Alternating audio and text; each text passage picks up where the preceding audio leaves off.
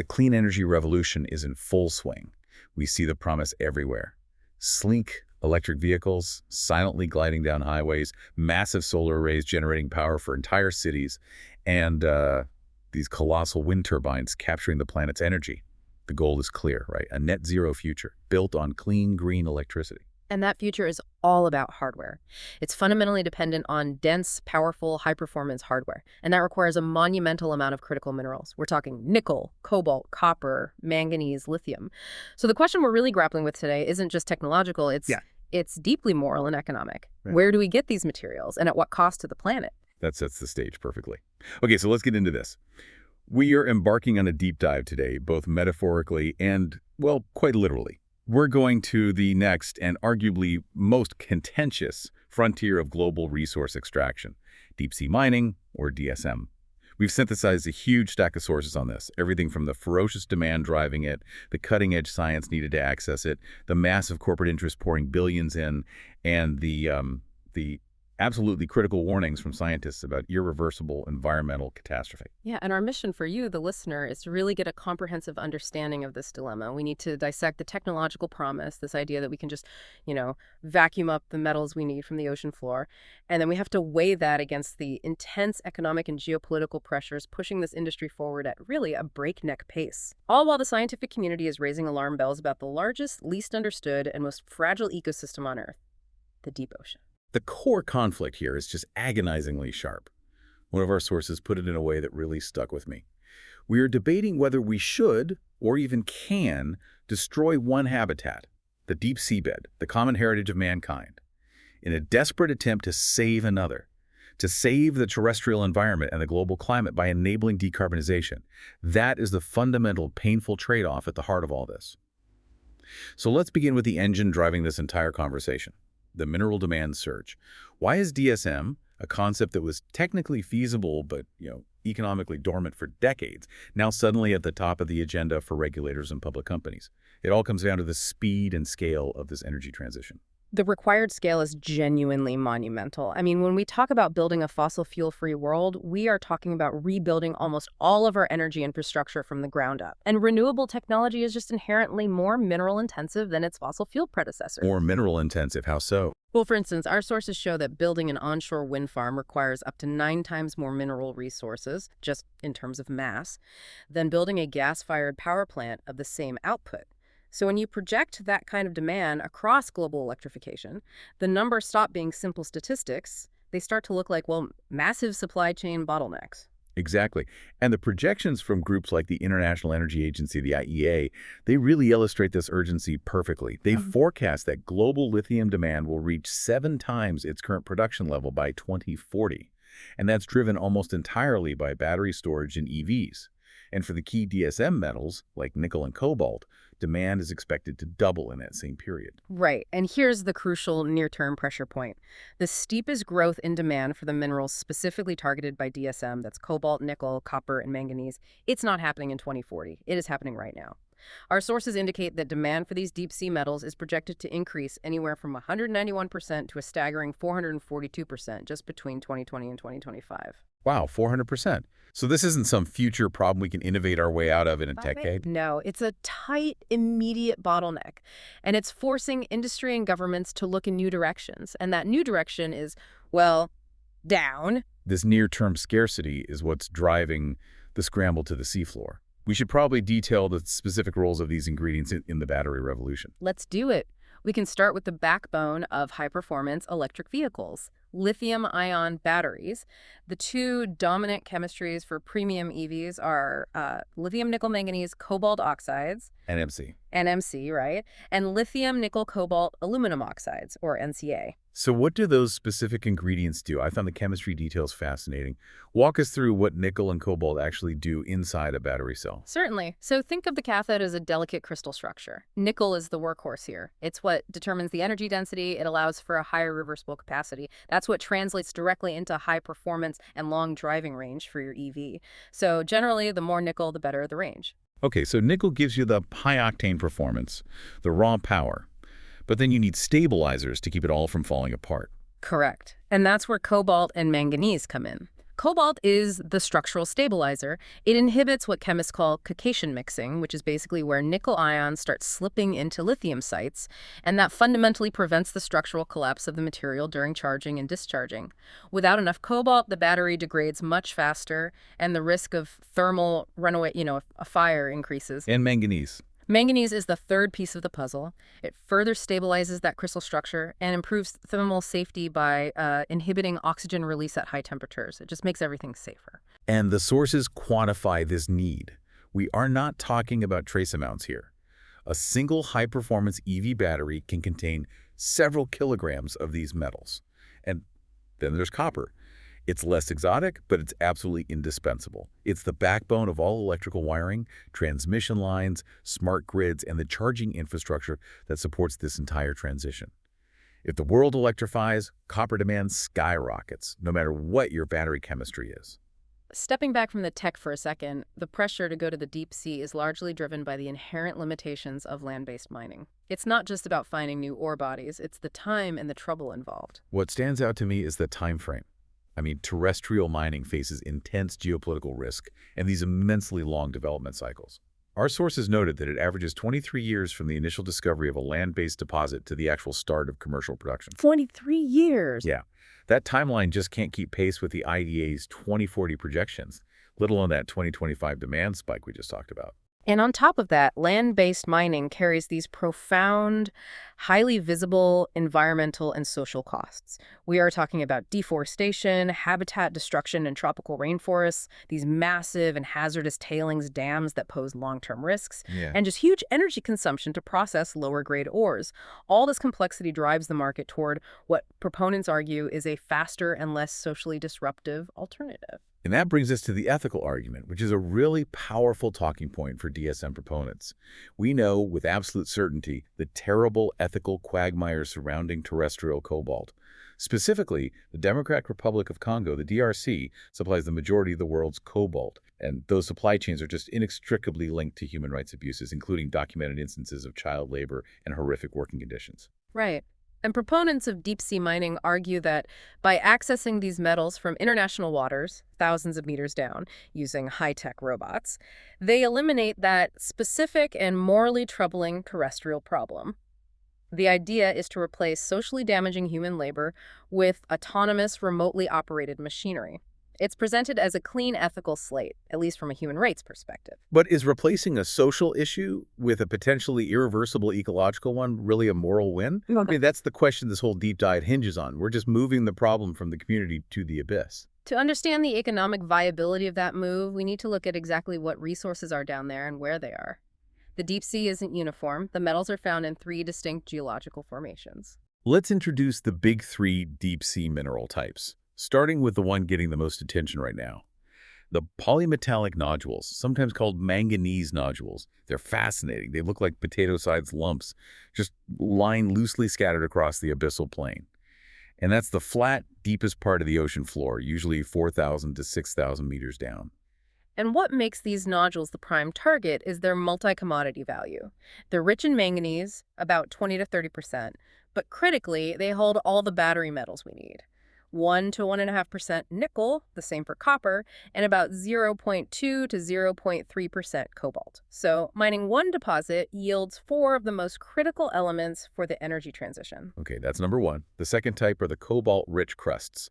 These are found higher up, plating the sides and summits of seamounts, which are basically underwater volcanic mountains, at depths from 800 to 3,000 meters.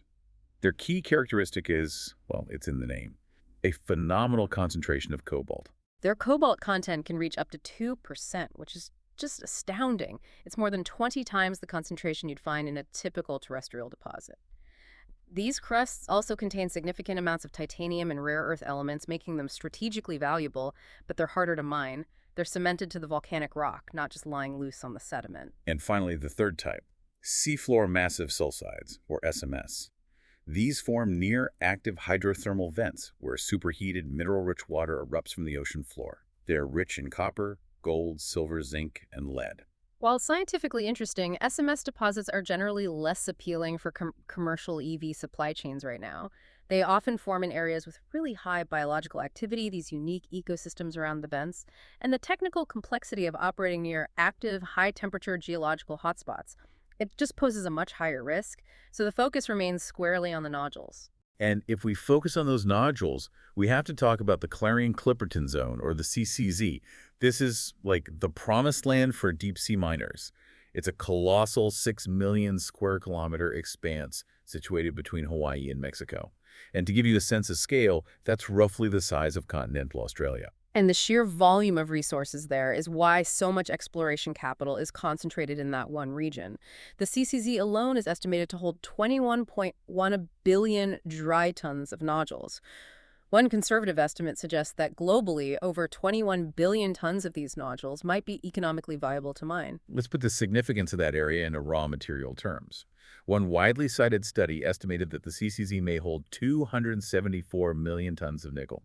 That is a jaw-dropping number. It suggests that the deep sea may hold more nickel reserves than are currently available in proven reserves on land. That's the potential scale of the supply shock we're discussing. But here's the genuine friction point in this entire deep dive.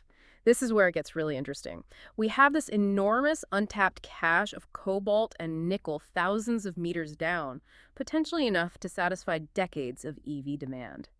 Yet, at the exact same time, the material science world is scrambling with significant success to reduce its reliance on those exact elements. It's a fundamental race between resource extraction and technological substitution. Right. The industry standard for higher performance is still that NMC chemistry we discussed. But the drawbacks of cobalt, its cost, its scarcity, those ethical issues, are driving developers to engineer cobalt out of the battery. Precisely. We're seeing a rapid pivot toward high nickel, low cobalt versions, like NMC 811, where nickel makes up 80% of the cathode material. The trade-off is often cycle life and stability, but the economic driver is overwhelming. The goal is to maximize energy density while minimizing reliance on the most expensive, politically volatile, and scarce components. But the real disruption, the thing that throws the whole economic viability of DSM into question, is lithium iron phosphate. LFP. LFP batteries are the rising star, and crucially, they are 100% cobalt-free. And they are significantly cheaper to produce than NMC. They offer excellent safety characteristics, great longevity. And while LFP historically had lower energy density, making them unsuitable for the longest-range premium vehicles, well, technical advances are rapidly closing that gap. By 2023, LFP was already supplying over 40% of EV demand globally by capacity. It absolutely dominates the Chinese EV market. If this trend goes global, the demand for deep-sea cobalt will shrink significantly. And that's the challenge.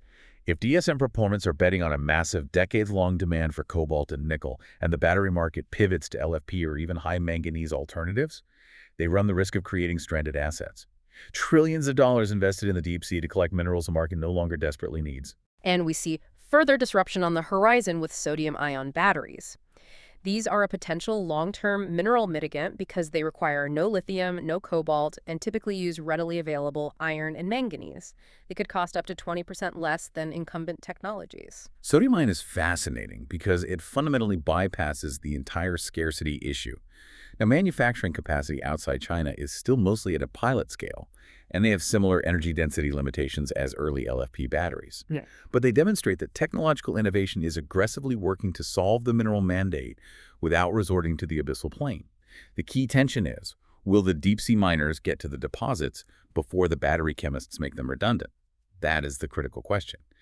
Now, if these nodules are just scattered on the abyssal plain floor, 4,000 to 6,000 meters down, how does the industry actually propose to collect them? We need to look beyond the giant pool cleaner analogy. It is an incredible feat of engineering. It's designed to operate under crushing hydrostatic pressure over 400 atmospheres and in absolute darkness. The prevailing technology is a pipeline lifting system, integrated with these massive, remotely operated collecting vehicles, or ROVs.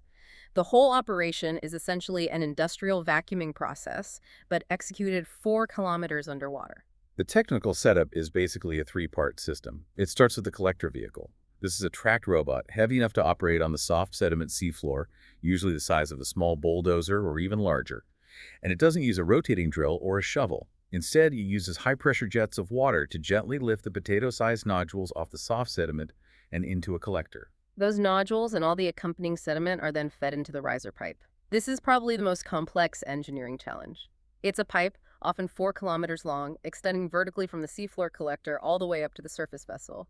It uses a high-powered pump, either on the pipe or on the surface, to lift millions of tons of material against gravity and overcome those immense pressure differentials. The logistical difficulty of maintaining a 4-kilometer rigid pipe in dynamic ocean currents while running massive pumps is just staggering.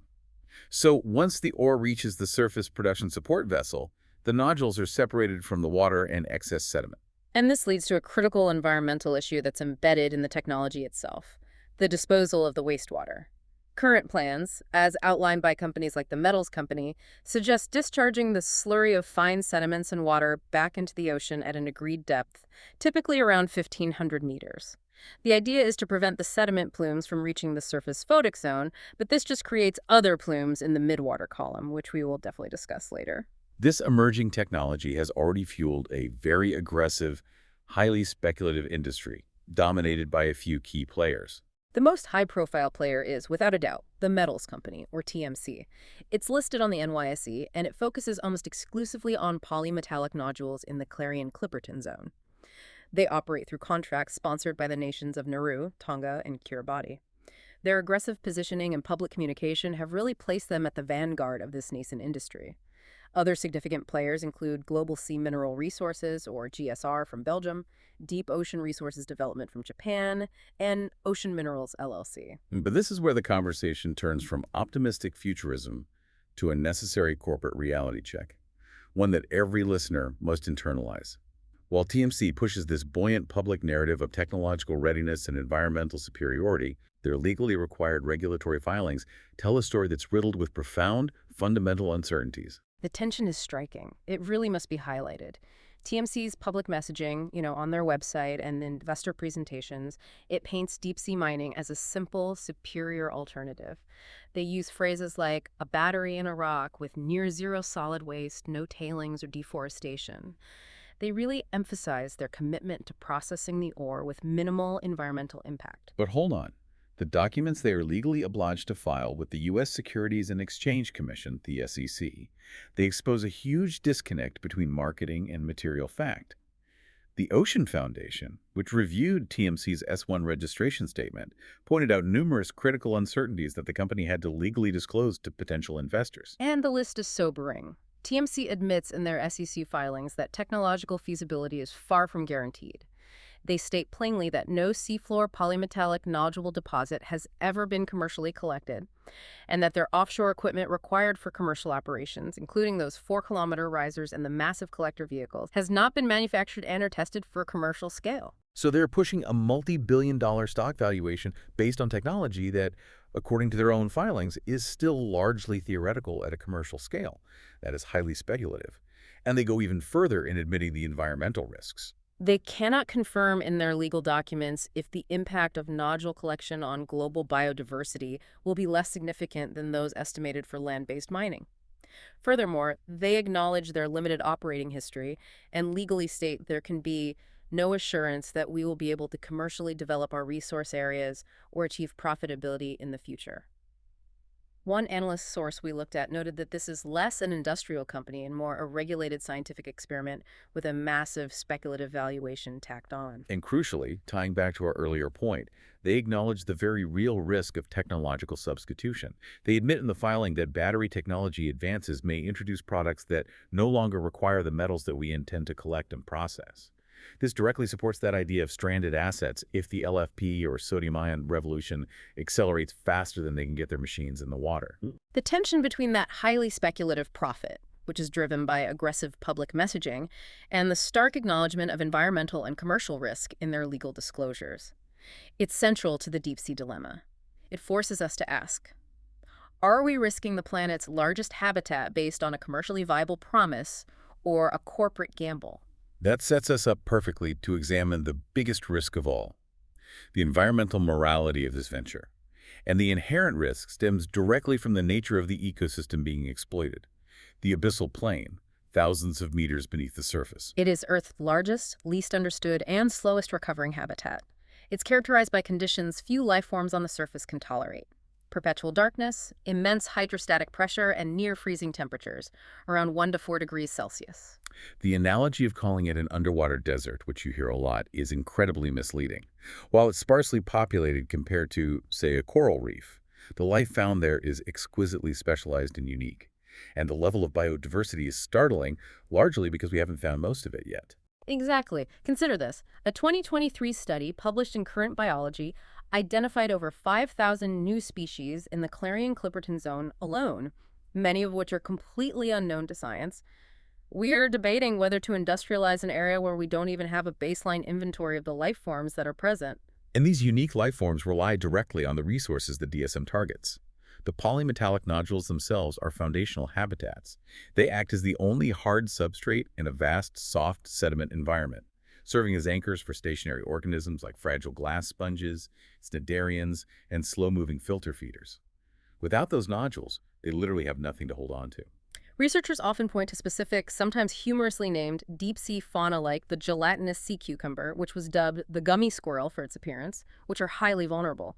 Removing the nodules risks the localized extinction of potentially millions of species, including organisms that could represent entirely new branches on the tree of life. And the key word here is irreversible. The damage is irreversible. The nodules themselves are geological marvels. They take millions of years to form, growing at a rate of only a few millimeters every million years. Once that tracked collector vehicle scrapes them up, they are gone. Forever. And the scientific consensus on recovery is bleak. Studies modeling the impact of DSM suggest that even after the mining activity ceases, the ecosystem will likely take centuries, or just permanently fail, to recover to its original state. The deep ocean operates on a geological timescale, not a human one. Critics argue that no biodiversity offset or carbon credit can compensate for permanent planetary-scale damage to such a unique habitat. And the impact is not confined to just the seafloor collector path. It affects the seafloor, the water column, and the sea surface. Let's break down the mechanics of the environmental devastation, starting with the immediate impact. The initial impact is seafloor destruction. The sheer weight and movement of the mining vehicles cause immediate faunal mortality by crushing organisms, altering the topography, and just sucking up the sediments and nodules. One study projected that a single, large-scale, 15-year mining operation could severely disrupt an area equivalent to 50,000 square kilometers of deep-sea communities. Organisms that anchor to the nodules are just instantly rendered homeless. Then we have the pervasive threat of sediment plumes. This is the unavoidable byproduct of the collection process. For every ton of polymetallic nodules mined, a massive quantity of sediment, somewhere between 2.5 to 5.5 tons, is disturbed and suspended in the water. These ultrafine sediments are the main mechanism of ecological harm beyond the immediate mining footprint. They disperse over huge areas, creating a smothering effect, which buries and suffocates nearby animals. And it clogs the delicate feeding mechanisms of filter feeders that rely on clear water to survive. And because the mining process creates plumes in two distinct zones, one on the seafloor from the collector vehicle, and a second one in the midwater column, around 1,500 meters down from that discharge pipe, the impact is column-wide. Experts are really worried about how far these midwater plumes travel. Some modeling suggests plumes of fine particles could disperse hundreds of kilometers away from the mining site, depending on the current, carrying toxins far and wide. And it's not just inert mud. The disturbed sediments can carry toxins and dissolved metals that have been locked away for millennia. Research indicates these plumes can cause heavy metal enrichment in benthic organisms. Those are the creatures living on the seabed, as they take up dissolved metals like cadmium, copper, or lead released from the disturbed sediment. The altering of the water chemistry threatens species far beyond the immediate extraction footprint. And finally, we have the pollution inputs into a naturally dark and quiet environment. Noise and light pollution from the massive machinery and the surface vessel operations can disrupt species communication. That includes the sonar and migratory patterns of whales and large tuna, though data is, admittedly, limited on the specific deep-sea effects. And what truly elevates the stakes, connecting this back to the core climate mission, is the potential link between DSM and oceanic carbon sinks. Disturbing vast areas of the abyssal sediment could release stored organic carbon back into the water column, undermining the very goal of achieving net zero emissions. On top of that, new research suggests that the nodules themselves are not just passive rocks. They actively contribute to seafloor oxygen production in the extreme depths where photosynthesis is impossible. So removing them means removing a crucial element that sustains the unique, slow-growing life on the seafloor. This accumulating complexity just demands the cautious, scientifically driven approach that so many international bodies are advocating for. Given that the richest deposits lie in international waters areas beyond any single country's jurisdiction, the governance of this entire operation is dictated by a critical legal and moral principle, the concept of the common heritage of mankind. This principle, which is enshrined in the 1982 UN Convention on the Law of the Sea, or UNCLOS, states that the deep seabed and its resources belong to all humanity. And this mandates two things simultaneously: rigorous environmental stewardship and the equitable sharing of any benefits derived from exploitation. This dual mandate requires a powerful, independent global regulatory body. And that body is the International Seabed Authority, or ISA. It's based in Kingston, Jamaica, and the ICA is the UN-appointed body tasked with organizing, regulating, and controlling all mineral-related activities in international waters. Since its inception in 1994, the ISA has focused on granting exploration contracts. To date, they have issued 31 such contracts, covering roughly 1.3 to 1.5 million square kilometers of the deep seabed. That is an area significantly larger than the entire landmass of the UK, or really any single land-based mining operation in the world. The rush to explore is already well underway. But commercial exploitation cannot legally begin until the ISA finalizes and adopts a comprehensive mining code. This code is meant to set global standards for permitting, monitoring environmental protection, and financial mechanisms for equitable benefit sharing.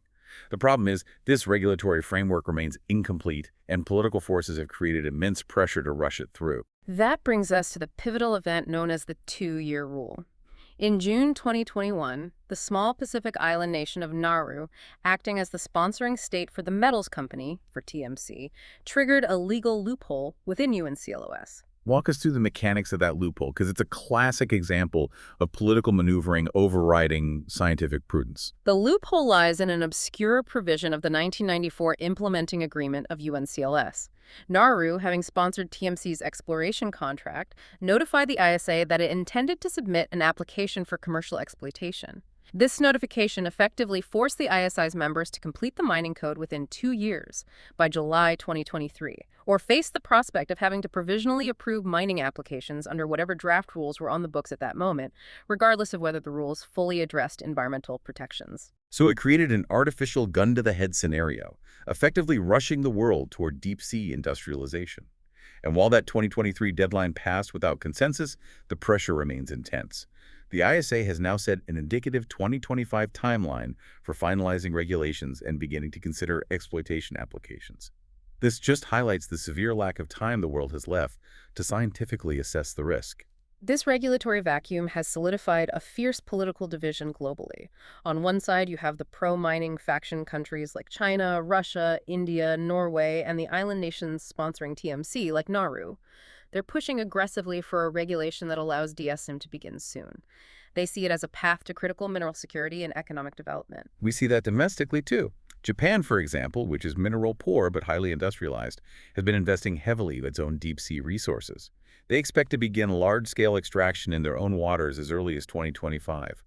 And that sets a precedent outside of the ISA's jurisdiction. On the other side is the growing precautionary faction. Currently, 38 countries, including Canada, New Zealand, France, Germany, Fiji, and Chile, support a full moratorium or a precautionary pause on DSM. Their argument is that the scientific knowledge gaps are just too vast, requiring years, maybe decades, to fill before extraction can be managed responsibly. They emphasize that if the damage is irreversible, no level of economic gain can justify the risk. And even if the ISA finalizes a perfect mining code, you have to consider the massive challenges of enforcement and oversight. I mean, who polices a mining operation happening 4 miles deep, hundreds of kilometers from shore? Our sources indicate that the ISA reportedly lacks the specialized submersibles, the vessels, and the necessary financial resources to properly oversee activities in such remote offshore areas. The sheer cost of deep-sea monitoring is astronomical, leading to fears of an enforcement deficit where mining operations could operate effectively outside of genuine regulatory control. And finally, the geopolitical tension surrounding the United States adds another layer of complexity. The U.S. has famously not ratified UNCLOS. Yet it desperately needs access to these critical minerals for its own green transition and national security goals. The non-ratification puts the U.S. in a really difficult position. Yeah. While they seek cooperation with nations that have ratified UN CLOS, like the Cook Islands, their push to secure access to these resources is fraught with tension. Some foreign entities and security analysts condemn U.S. attempts to secure access to these resources outside the ISA as neocolonial resource grabbing, undermining the very concept of the common heritage of mankind. The risk, as noted by these analysts, is that if Washington attempts to bypass the ISA or encourages its allies to operate outside the regulatory framework, it risks plunging the entire high seas mining regime into chaos. You could create international disputes over who can mine where and under what rules. It's a geopolitical ticking clock. Given the profound regulatory uncertainty, the high environmental risk, and the moral conflict surrounding the common heritage, we have to pivot and ask, are there viable alternatives? Can we meet the mineral mandate without resorting to industrializing the Abyssal Plain? Absolutely. The primary and most sustainable alternatives fall under the umbrella of the circular economy. Reducing demand through innovation, material substitution, and, most importantly, vastly accelerating recycling programs. The consensus among conservationists is that the necessary transition to a fossil-free economy does not necessarily require deep-sea minerals if we maximize resource efficiency. Let's focus on recycling potential. Unlike fossil fuels, minerals and metals can be reused continuously. Recycling reduces dependence on traditional mining and simultaneously mitigates geopolitical supply disruptions. And because of the high value and scarcity of cobalt, nickel, and lithium, cathode recycling is already a top priority for the industry, driven by both economic necessity and policy. However, the current recycling landscape is far from perfect. We have two main approaches: pyrometallurgy and hydrometallurgy. Pyrometallurgy, which involves smelting the materials at high heat, is energy intensive, it produces significant emissions, and it often fails to recover lighter but crucial metals like lithium or aluminum efficiently.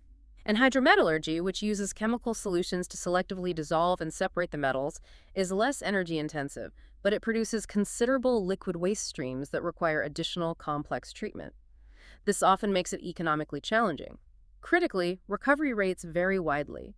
While copper and nickel recovery can be high, the efficient, low-cost recovery of lithium from mixed battery waste is still an active area of research. But sustained high demand and policy incentives, like the EU Raw Materials Act, are forcing innovation. That act, for instance, sets specific targets for domestic recycling capacity. It essentially creates a market for these advanced recycling technologies, accelerating their development far beyond what commercial interest alone would dictate. Beyond recycling, we have sustainable land mining and diversification.